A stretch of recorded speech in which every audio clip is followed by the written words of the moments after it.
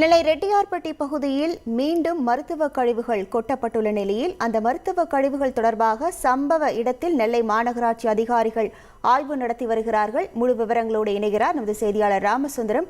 வணக்கம் ராமசுந்தரம். தற்போது நெல்லை மாநகராட்சி அதிகாரிகள் எவ்வளவு பேர் அங்க வந்திருக்காங்க, என்ன மாதிரியான விசாரணை நடைபெற இருக்கிறது, முழு விவரங்கள்? அதாவது நெல்லை மாநகராட்சியை ஒட்டியுள்ள ரெட்டியார்பட்டி ராஜகோபாலபுரம் இடையே உள்ள பகுதியில ஒரு காட்டு பகுதியில இந்த மருத்துவ கழிவுகள், அதாவது காலாவதியான மருந்து பாட்டில்கள், டானிக் உள்ளிட்ட மருத்துவ கழிவுகள் அதிக அளவில் குற்றப்பட்டிருந்தது.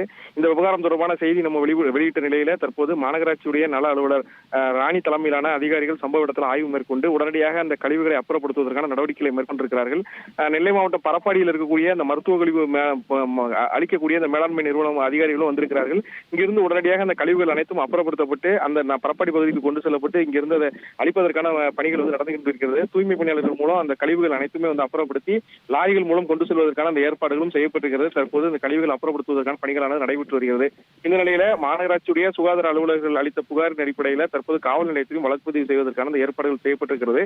வழக்கு பதிவு செய்த பின்னர் இது யார் இங்கு கொட்டினார்கள், கொட்டின நபர்கள் குறித்தான நடவடிக்கை தொடர்பான அடுத்தடுத்த கட்ட தகவல்கள் வெளியிடப்படும் என மாநகராட்சி தரப்பில் தெரிவிக்கப்பட்டிருக்கிறது. உங்கள் விவரங்களுக்கு நன்றி ராமசுந்தரம்.